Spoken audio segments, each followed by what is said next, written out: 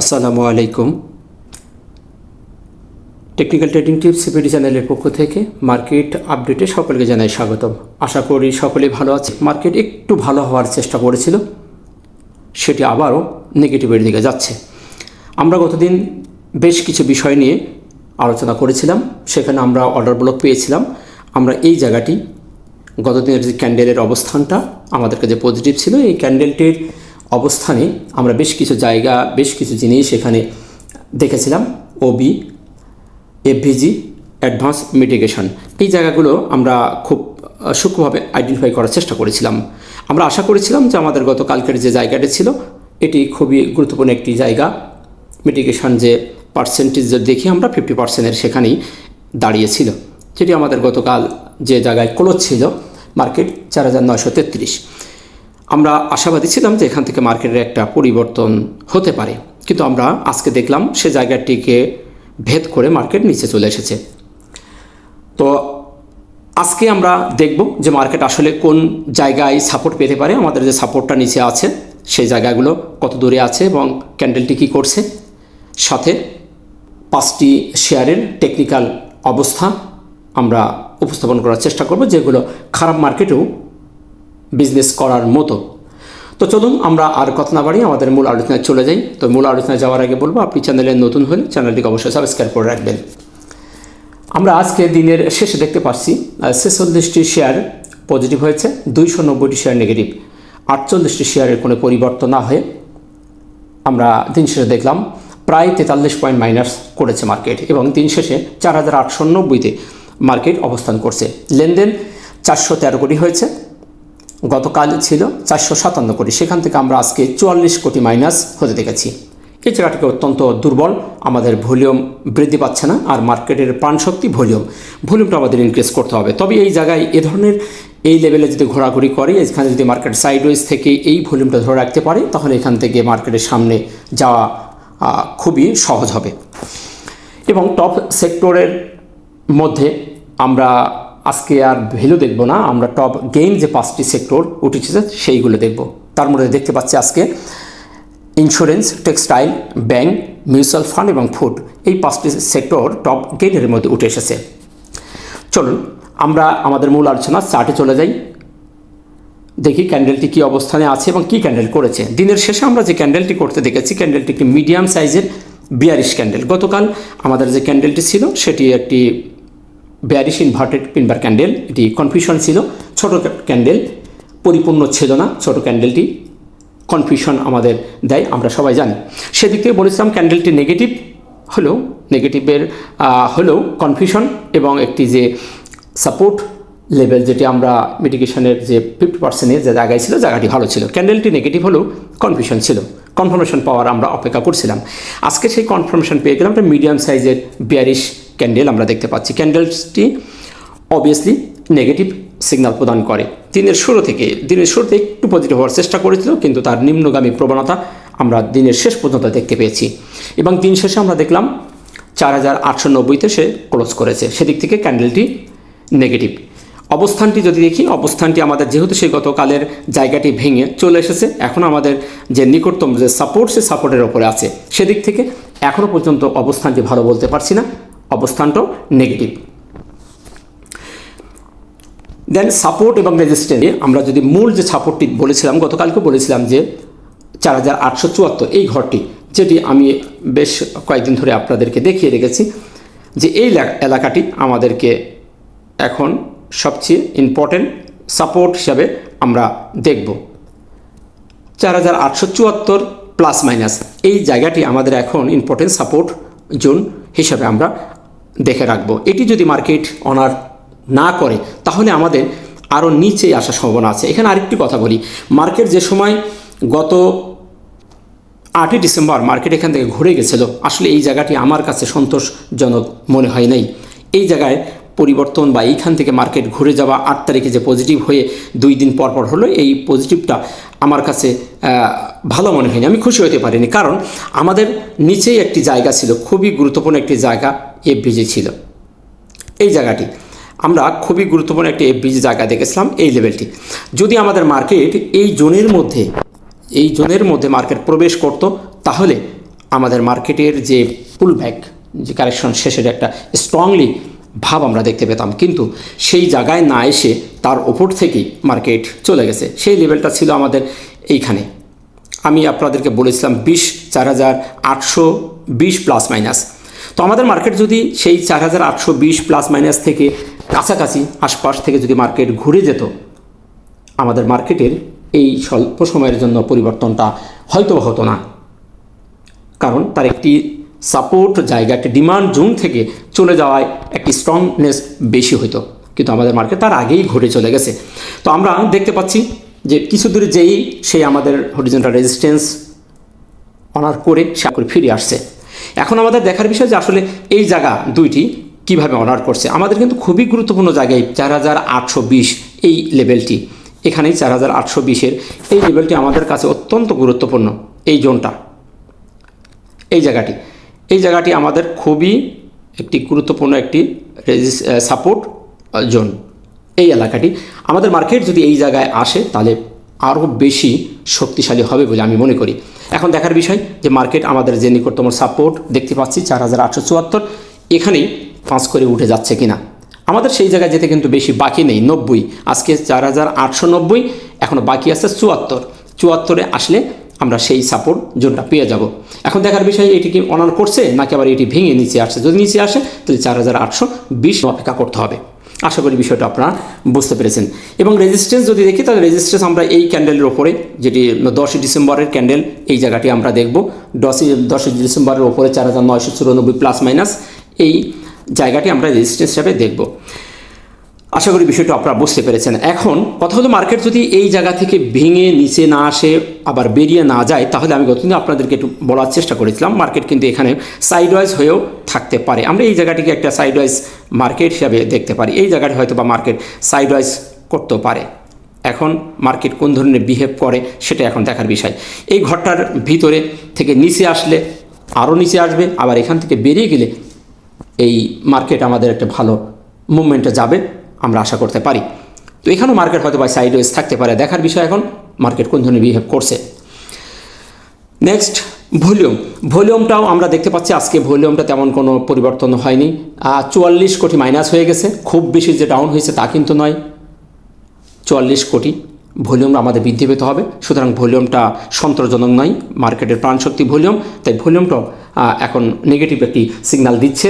Volume আমাদের অবশ্যই বৃদ্ধি পেতে হবে। মার্কেটকে সামনে নিতে হলে ভলিউমের বিকল্প নাই।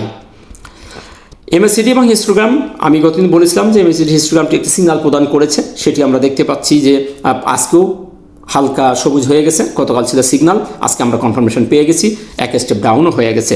তো সেদিক থেকে হিস্টোগ্রামের এই সিগন্যালটিও নেগেটিভ সিগন্যাল দিচ্ছে। এমএসিডির যে ক্রস ওভার যে দুইটি রেখা, কমলা এবং বুলো রেখা, ওটাও মুখ ঘুরিয়ে দিয়েছে, মুখোমুখি হওয়ার জন্য তারা সামনের দিকে আসছে। তো সেদিক থেকে এই টুলসটিও আমাদের সেল সিগন্যাল দিয়েছে, এবং এখানে সেলার এবং বায়ারদের যে প্রতিযোগিতা, সেখানে সেলাররাই স্ট্রং ভূমিকায় আছে।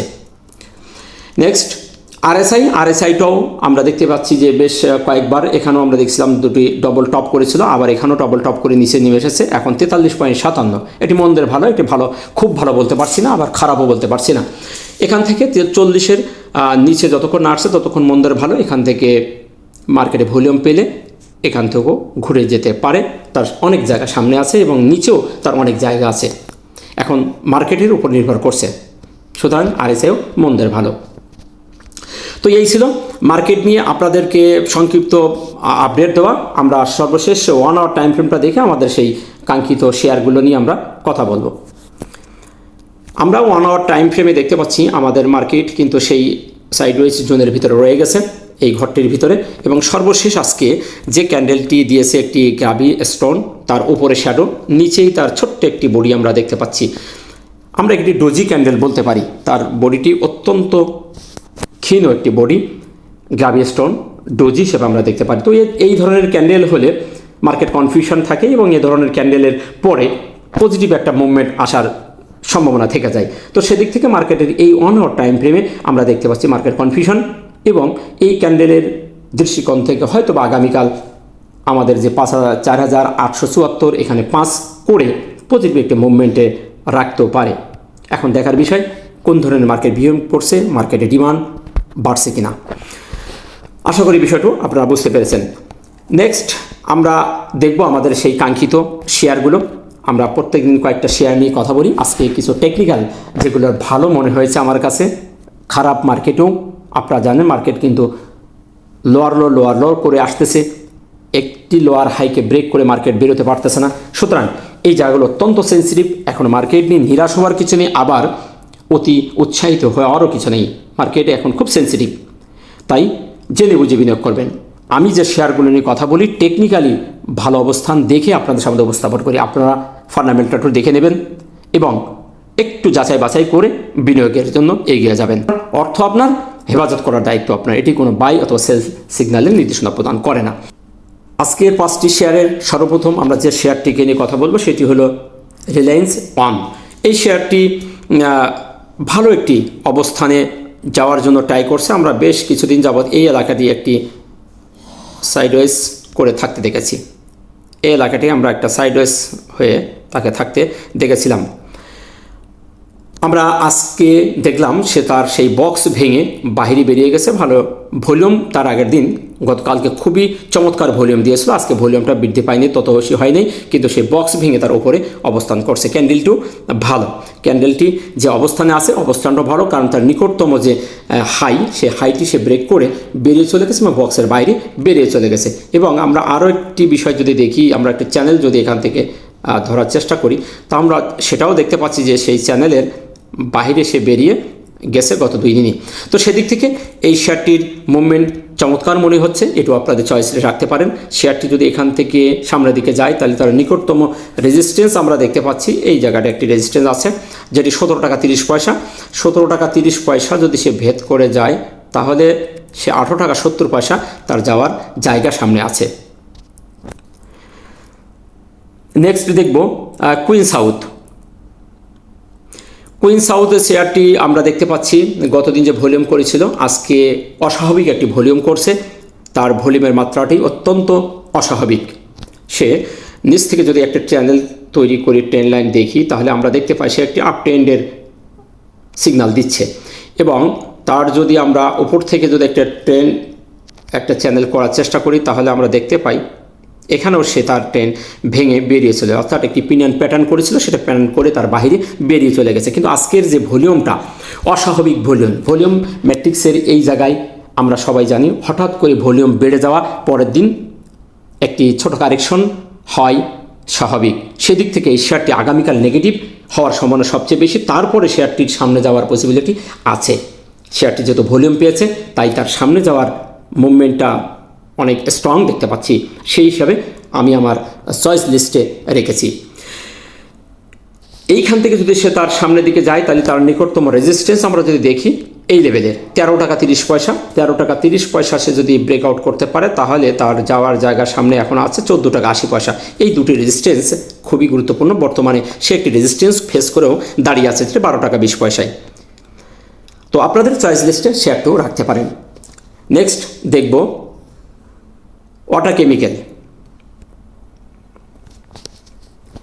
ওয়াটার কেমিক্যাল শেয়ারটিও চমৎকার একটি মুভমেন্ট। মার্কেট আমাদের খারাপ, তারপরও মার্কেট নেগেটিভ মার্কেটও সে তার জায়গা ধরে রেখেছে। আমরা যে ওপর থেকে একটা চ্যানেল অঙ্কন করি তাহলে আমরা দেখতে পাই সে এই চ্যানেলটিকে কিন্তু অনেক আগে ভেঙে বেরিয়ে চলে গেছে, খুবই সুন্দর করে ওপরে উঠে গেছে। গত 8ই ডিসেম্বর তার ওপরে বেরিয়ে যেয়ে সে এখনও নিচে আসে নাই। আজকে দিন শেষে আমরা দেখতে পেলাম চমৎকার একটি ভলিউম দিয়ে শেষ করেছে। কুইন সাউথের মতো অস্বাভাবিক একটি ভলিউম দিয়েছে। সেই ক্ষেত্রে এই শেয়ারটিও আগামীকাল ছোট্ট একটি নেগেটিভ হওয়ার পসিবিলিটি আছে, অর্থাৎ প্রফিট টেক করার সম্ভাবনা আছে। তারপরে শেয়ারটির সামনে যাওয়ার গতিবিধি অনেক বেশি আমার কাছে মনে হচ্ছে। তো তার নিকটতম রেজিস্ট্যান্স আমরা যদি দেখি এই লেভেলের, যদি 143 টাকা সে ভেঙে বেরোতে পারে তাহলে শেয়ারটির পরবর্তী রেজিস্ট্যান্স এখানে 149 ভাঙার পরে সর্বশেষ যেখান থেকে নেমে আসছে 166 টাকা, অর্থাৎ তার সামনে 3টে রেজিস্ট্যান্স এলাকা আছে। শেয়ারটিকে সময় দিলে হয়তো বা শেয়ারটি একটু ভালো অবস্থানে যাবে এই জায়গাগুলো ভেদ করতে পারলে। তো সেই হিসাবে আপনাদের চয়েস লিস্ট রাখতে পারেন। নেক্সট আমরা দেখব EIL, express insurance limited. EIL শেয়ারটি ইন্স্যুরেন্স সেক্টরের মধ্যে শেয়ারটিও অনেক ডাউন হয়ে গেছে। শেয়ারটি অনেক ভালো পারফরমেন্স করেছিল। আমরা অনেক পতনের পরে শেয়ারটিকে এই জায়গায় এসে থেমে যেতে দেখেছি। বেশ কয়েকদিন আমরা দেখতে পাচ্ছি তার ভালো একটি পরিবর্তন। গত 7ই ডিসেম্বর থেকে সে আস্তে আস্তে হাঁটি হাঁটি পা করে সামনের দিকে যাচ্ছে। তার নিকটতম হাই ছিল, আমরা যদি দেখি তার নিকটতম হাইটা ছিল 27শে নভেম্বর 28 টাকা 30 পয়সা। সেই জায়গাটা সে ভেদ করে আজকে সে 28 টাকা 90 পয়সা, অর্থাৎ সেই সামনের দিকে যাওয়ার জন্য প্রস্তুতি নিচ্ছে। তো সেদিক থেকে আমরা এখানে যদি একটা চ্যানেল করি, এইটা 3টা যদি একটু জয়েন করে দিই, তাহলে আমরা দেখতে পাই সেও যে একটা হরিজন্টাল রেজিস্ট্যান্স সে চ্যানেলটাও ভেঙে সে বেরিয়ে গেছে। তো সেদিক থেকে শেয়ারটির সামনে এখন যাওয়ার সম্ভাবনা সবচেয়ে বেশি। সেদিক থেকে শেয়ারটিও আপনাদের চয়েসে রাখতে পারেন। যদি এখান থেকে সামনের দিকে যাত্রাটা করে তাহলে তার নিকটতম রেজিস্ট্যান্স আমরা দেখতে পাচ্ছি 31 টাকা। 31 টাকার পরে তার যে রেজিস্ট্যান্স আমরা দেখব 35 টাকা। এই জায়গাগুলো ভেঙে বেরোলেই শেয়ারটি আবারও একটা চমক দেখাতে পারে। সর্বশেষ আমরা যে শেয়ারটি নিয়ে কথা বলবো সেটি হলো সাইহাম টেক্স। শেয়ারটি আমরা খুবই ভালো একটি অবস্থানে আজকে দেখতে পাচ্ছি। শেয়ারটিও একটি ডাউন ট্রেন্ড ক্রিয়েট করেছে, একটি চ্যানেল হরিজন্টাল রেজিস্ট্যান্স সে ব্রেকআউট করে আজকে বেরিয়ে চলে গেছে। খুবই চমৎকার একটি ক্যান্ডেল করেছে, অ্যানগার্ড করেছে। গতকাল এই ক্যান্ডেলকে অ্যানগার্ড করে সে তার উপরে অবস্থান করছে এবং ভালো একটি ভলিউম দিয়েছে। অনাকাঙ্ক্ষিত ভলিউম বলবো যে হঠাৎ করে ভলিউম বেড়ে গেছে। এই শেয়ারটু আগামীকাল ছোট একটি কারেকশন দিতেও পারে। যদি না দেয় তাহলে তো চমৎকার আরও সামনে যাওয়ার পসিবিলিটি আছে। যেহেতু তার ক্যান্ডেলের প্যাটার্নটা ভালো, ক্যান্ডেলটা ভালো করছে, ভলিউমও বৃদ্ধি পেয়েছে এবং সেটি চ্যানেল ছিল, চ্যানেলটি সে ভেঙে উঠে গেছে। তো সেদিক থেকে এই শেয়ারটিও সামনে ভালো করার সম্ভাবনা বেশি দেখতে পাচ্ছি। যদি এই জায়গা থেকে সামনের দিকে মুভমেন্ট করে তাহলে তার নিকটতম যে রেজিস্ট্যান্স দেখব, সামনে যে একটি রেজিস্ট্যান্স ছিল সেই রেজিস্ট্যান্সকে ফেস করে সে আজকে দাঁড়িয়েছে। এটি তার ভেঙে বেরোতে হবে। এটি যদি ভেঙে বেরিয়ে যায় তাহলে আমাদের নেক্সট তার রেজিস্ট্যান্স দেখব 16 টাকা। 16 টাকা যদি সে পার হয়ে যায় তাহলে 16 টাকা 60 সামনের যে রেজিস্ট্যান্স, তারপরে হায়ার হাই যেটা করেছিল সেই জায়গাটি 17 টাকা 30-40 এই লেভেলে তার যাওয়ার জায়গা সামনে আছে যদি এই ভলিউমের ধারাবাহিকতা বজায় থাকে। তো শেয়ারটির বেশ কিছু দিন পরে একটা মুভমেন্ট হয়েছে। আমরা এখান থেকে একটি ডবল বটমও করতে দেখেছি। এই জায়গাটিকে দুটি বটম যদি আমরা ধরি তাহলে সেটা বটম করছে এই সাপোর্ট লেভেলটিকে। তো সেদিক থেকে শেয়ারটিও আপনাদের চয়েস লিস্টে রাখতে পারেন। একটি কথা মনে রাখবেন, টেকনিক্যাল কিন্তু সব সময় কাজ করে না। মার্কেট যখন নেগেটিভ থাকে অনেক ভালো টেকনিক্যালের শেয়ারও নেগেটিভ হয়ে যায়। আবার মার্কেট যখন পজিটিভ থাকে, সাপোর্ট করে, তখন অনেক একটু ভালো মুভমেন্টে চলে যায়। তাই জেনে বুঝে বিনিয়োগ করবেন, তাড়াহুড়ো না করে একটু বিচক্ষণতার সহিত পর্যবেক্ষণ করবেন, মার্কেটের গতিবিধির সাথে তাল মিলিয়ে টেকনিকে ট্রেড করার চেষ্টা করবেন, তাহলে সফলকাম হতে পারবেন। তো ভালো থাকবেন। ভিডিওটি ভালো লাগলে লাইক, শেয়ার, কমেন্ট করে অন্যকে দেখার সুযোগ করে দেবেন। দেখা হচ্ছে নতুন কোনো ভিডিওতে। আসসালামু আলাইকুম ওয়া রাহমাতুল্লাহ।